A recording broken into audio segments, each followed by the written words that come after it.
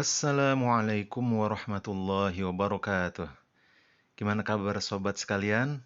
Alhamdulillah, tambah sehat, tambah berkah, tambah ilmu. Amin amin ya rabbal alamin. Jumpa lagi dengan Lasmardi. Kali ini kita baca buletin lagi dari Khairu Ummah yang berjudul Keutamaan Sakit, ditulis oleh Dr. Andes Haji Ahmad Yani. Bismillahirrahmanirrahim. Dalam hidup ini bisa dipastikan bahwa tidak ada satupun manusia yang tidak mengalami sakit. Bahkan Nabi Muhammad SAW sekalipun mengalaminya juga. Karena itu keadaan sakit harus kita hadapi sebagai ujian dari Allah Subhanahu wa Ta'ala yang memberi nilai keutamaan besar bagi kita. Ini berarti keadaan sakit jangan membuat kita berkecil hati seberat apapun penyakit yang kita hadapi. Paling tidak ada 5 nilai keutamaan suatu penyakit yang dapat kita peroleh. Ini disebutkan dalam hadis-hadis Rasulullah SAW. Yang pertama adalah menghapus dosa. Setiap kita pasti punya dosa, karena itu kita ingin sekali mendapatkan ampunan dosa. Ternyata sakit yang disikapi secara positif membuat kita bisa mendapatkan ampunan dosa. Ini merupakan keutamaan yang besar dari Allah Subhanahu wa Ta'ala, karena dengan sakit yang diderita oleh seseorang Muslim, dosa yang pernah dilakukannya bisa terhapus karena penderitaannya dalam menghadapi keadaan sakit. Penyakit menjadi kafarat atau penebus dosanya. Rasulullah Shallallahu Alaihi Wasallam bersabda, "Ma yusibul mu'mina min wasabin, wala saqamin wala hazanin, hatta syaukatu yushakuha, illa kufira biha min khotoyahu." Tiada seorang mukmin yang rasa sakit, kelelahan atau kepayahan, diserang penyakit atau kesedihan alias kesusahan, sampai duri yang menusuk tubuhnya, kecuali dengan itu Allah menghapus dosa-dosanya. Demikian hadis riwayat Bukhari. Karena itu, saat sakit jangan sampai kita berkeluh kesah, lalu merasa sangat menderita. Apalagi sampai berburuk sangka kepada Allah Subhanahu wa Ta'ala yang dianggapnya tidak berlaku adil. Kenapa kita yang sakit? Mengapa mereka tidak sakit? Dan berbagai anggapan negatif lainnya. Keutamaan sakit yang kedua adalah tetap mendapatkan pahala meski tidak beramal. Sakit seringkali membuat seseorang tidak bisa beramal, karena banyak amal yang membutuhkan dukungan fisik yang sehat.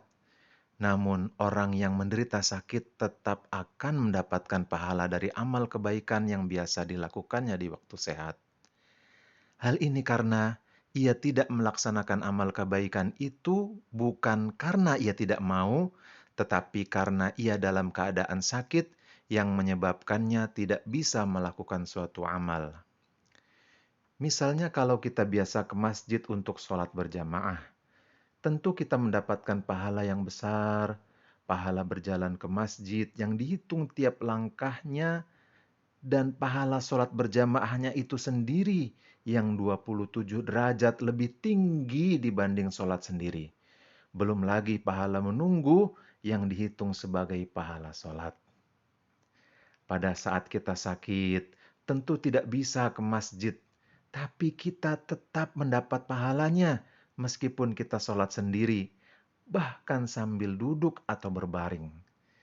Begitu juga bila kita biasa bersedekah dengan harta, kita mendapatkan pahalanya yang besar meskipun hal itu tidak bisa kita lakukan saat kita sakit, disebabkan harta yang kita miliki kita gunakan untuk biaya pengobatan, dan begitulah untuk setiap amal yang biasa kita lakukan secara rutin. Rasulullah Shallallahu Alaihi Wasallam bersabda, "Idza maridul abdu aw safara, kutiba lahu mithla ma kana ya'malu muqiman sahihan."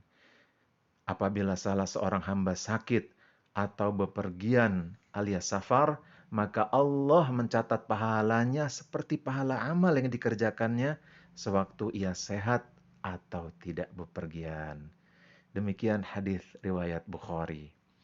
Di dalam hadis lain Rasulullah Shallallahu alaihi wasallam bersabda yang menguatkan hadis di atas, "Idza maridul abdu wa huwa 'ala ta'ifatin minal khairi, qala Allahu li malaikatihi, uktubu li 'abdi ajra ma kana ya'malu wa huwa shahih." Apabila seorang hamba sakit, sedang dia biasa melakukan suatu kebaikan, maka Allah berfirman kepada malaikat, "Catatlah bagi hambaku pahala seperti yang biasa ia lakukan ketika sehat." Demikian hadis riwayat Abu Hanifah. Keutamaan sakit yang ketiga adalah memperoleh kebaikan. Segala kejadian baik yang menyenangkan atau tidak menyenangkan tetap ada hikmahnya. Begitu pula dengan keadaan sakit yang menimpa diri kita. Dikatakan ada hikmah karena orang yang sakit itu juga akan mendapatkan nilai-nilai kebaikan. Misalnya ia menjadi tahu tentang sesuatu penyakit mulai dari sebabnya, bagaimana mencegahnya, hingga bagaimana mengobatinya. Apa yang boleh dan apa yang tidak boleh dilakukan bila memiliki penyakit tersebut dan sebagainya. Dari sini orang yang terkena penyakit itu kadangkala bisa lebih pintar dari dokter. Di samping itu, seorang yang menderita suatu penyakit juga dapat membuktikan kebaikan orang lain. Misalnya, ia bisa membuktikan kesetiaan suami kepada istrinya bila sang istri yang sakit. Karena sang suami ternyata bersungguh-sungguh atas tanggung jawabnya kepada sang istri. Termasuk juga pada saat istri sedang sakit. Demikian pula halnya dengan bukti kebaikan istri bila sang suami yang sakit, sehingga kebaikan sang istri dalam mengurus suaminya yang sakit terasa lebih baik dari perawat yang bekerja di rumah sakit. Kebaikan juga dapat ditunjukkan oleh orang tua terhadap anaknya yang sakit, atau kebaikan sang anak pada saat orang tuanya sakit. Bahkan saudara yang lain, tetangga, teman, jamaah, dan sebagainya. Dalam suatu hadis Rasulullah Shallallahu alaihi wasallam bersabda, "Ma min muslimin yushaku bi syaukatin fama fauqaha illa kataballahu lahu biha hasanah wa hatta anhu biha khati'ah." Tiada seorang muslim tertusuk duri atau yang lebih dari itu, kecuali Allah mencatat baginya kebaikan dan menghapus darinya dosa. Demikian hadis riwayat Bukhari. Di dalam hadis yang lain yang senada tentang ini, Rasulullah Shallallahu alaihi wasallam bersabda, "Man yuridillahu bihi khairan yusib minhu." Barang siapa dikehendaki oleh Allah kebaikan baginya, maka dia diuji dengan suatu musibah. Demikian hadis riwayat Bukhari. Keutamaan sakit yang keempat adalah memperoleh derajat yang tinggi. Di dalam surga ada derajat tertentu yang harus dicapai. Bila seorang muslim tidak mampu mencapainya dengan suatu amal, maka ia bisa memperoleh derajat yang tinggi itu dengan musibah atau penyakit yang dideritanya. Misalnya mati syahid, merupakan kematian yang sangat mulia. Dia bisa dicapai dengan cara berperang di jalan Allah dan mati pada saat peperangan itu. Namun, bila seseorang ingin memperoleh kematian yang mulia itu, tapi perang di jalan Allah secara fisik tidak terjadi, maka ia tetap bisa mendapatkan derajat mati syahid dengan penyakit yang menimpa sehingga menyebabkan kematiannya. Rasulullah Shallallahu alaihi wasallam bersabda, "At-ta'un syahadah likulli muslim." Wabah adalah syahadah atau mati syahid bagi setiap muslim. Demikian hadis riwayat Bukhari. Di dalam hadis lain Rasulullah Shallallahu alaihi wasallam bersabda, "Innal 'abda latakunu lahu darajatu fil jannah, fama yablughuha bi syai'in min 'amalihi fayabtalihi Allahu bil bala' liyablugha tilka darajah." Seorang hamba memiliki suatu derajat di surga. Ketika dia tidak dapat mencapainya dengan amal-amal kebaikannya, maka Allah menguji dan mencobanya agar dia dapat mencapai derajat itu. Demikian hadis riwayat Tabrani. Ini berarti ujian dari Allah Subhanahu wa taala merupakan kebutuhan bagi kita. Maka saat ujian itu terjadi, setiap kita harus menghadapinya dengan sikap yang positif.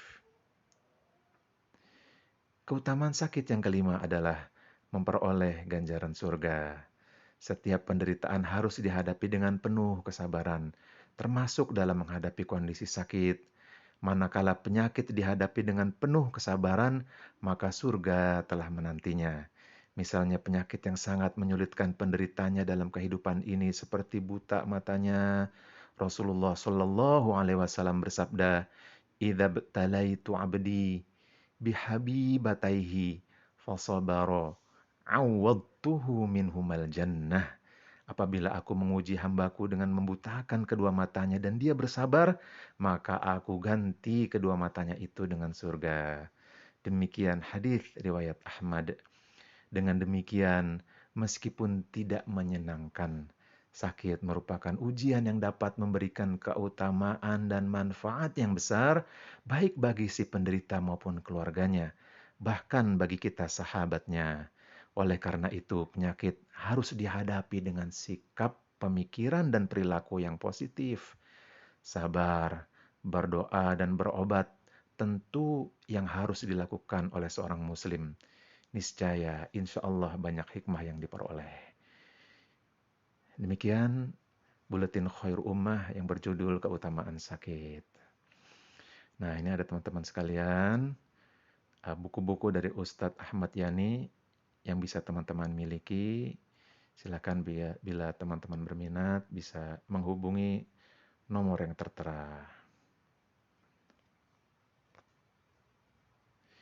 Jazakumullah khairan. Mudah-mudahan ada manfaatnya. Dari saya cukup sekian. Billahi taufiq wal hidayah. Wassalamualaikum warahmatullahi wabarakatuh.